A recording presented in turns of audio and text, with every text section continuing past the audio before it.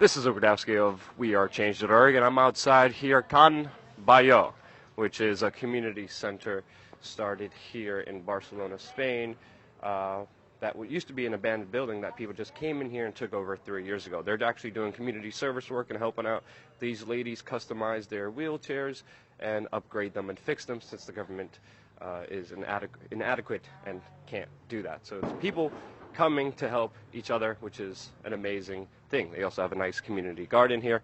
And I'm joined by a friend of mine, Chris, who has been showing me around here. We just did an interesting story about Can Vies, one of the community centers that was destroyed. And my friend Chris here has been living in Barcelona for over 20 years.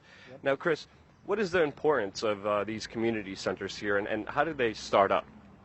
Oh, well, the importance is a place for people to go and be free and self-manage themselves and their projects and their community without having to depend on the state. Yeah. Now we visited this one behind us, which you're seeing has a big support solidarity for Can Vies, the squat community center that was just shut down a few days ago. And this place is massive. I mean, what used to be here? Well, it was like a factory warehouse. Don't exactly know how you call it. It had different companies with their stocks and their machinery there. But it fell into disuse, I don't know when, quite a few years ago, because it had been abandoned and, you know, a big wall around it. The neighbours didn't have, well, there's a lack of public space in the neighbourhood, and they were making pressure to the local council for them to free up the area and make some use of it, which they didn't do. The council didn't do it, and the neighbours became more and more organised and said, well, we're going to break the door down and start doing it ourselves if you're not going to do it. And in the last minute, the council said, well, here you go, here are the keys. So it's sort of like it's not exactly as squatted, but it's not state organised either. Yeah. And it's very amazing inside, because they have rock climbing walls, they have huge libraries, they have huge concert halls that people here just naturally, without any government assistance, without any corporate influence, just came together and built for the people here.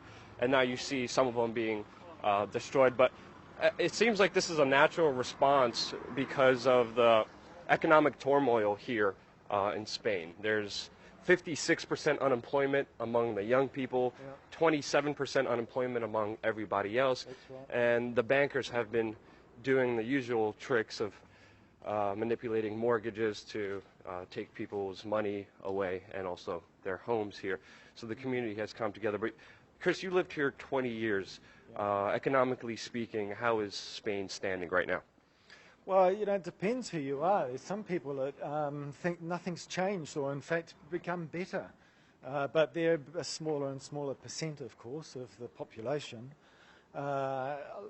People are hurting hard. There's a lot of families, none of the parents are working. The whole family's moved in with their grandparents and living off the grandparents' pension fund, which has constantly been reduced. So it's not very happy situation at all, really. No. Yeah. Lots of austerity measures with higher taxes and less resources for the people that are being taken away here. How has the implementation of the European Union kind of been here? Because I know that also has an effect on everything here, especially with the local politics that have been also changing here very dramatically. Well, it's been a complete disaster, really. Spain joined the European community. There was a flood of free money. Everybody thought they were rich all of a sudden.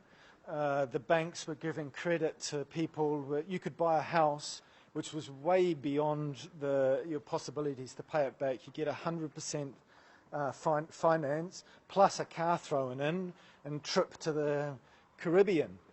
Wow. You know, and then the economy turns sour. People lose their jobs. There's no way to pay it back. That's something that they'd been fooled into, and now they're chucked out of their house. And in fact, in Spain, they have this crazy law that when you can't pay your mortgage, the bank repossesses the house, but you still owe the bank the money of your mortgage. So you don't have your house and you have a huge debt. It's an impossible situation. Yeah. It definitely is. And, being here 3 years ago, you've seen a lot of that frustration in the streets. Even before Occupy Wall Street, there was the Indignados, the Ocupados, and Plaza de Catalunya here, where people have gathered and took over the local square on M15, and that really was a major, major movement. But politically speaking, where is that movement now, and how does it play into politics? Well, yeah, when the 15M was in its in the spring, in the Spanish Spring, people would shout that the politicians didn't represent us. No nos representan. And little by little over the years, well, people have become more politically organised, and political initiatives are beginning to grow. And in fact, there's a political party that appeared 4 months ago. We've just had the European elections here last week. They registered as a party 4 months before the elections, and it was a complete surprise to everybody. They now have 5 representatives in Brussels, in the European government there. So, wow. So that's and let's see what happens with the Spanish elections here in another couple. I think it's 2 years away.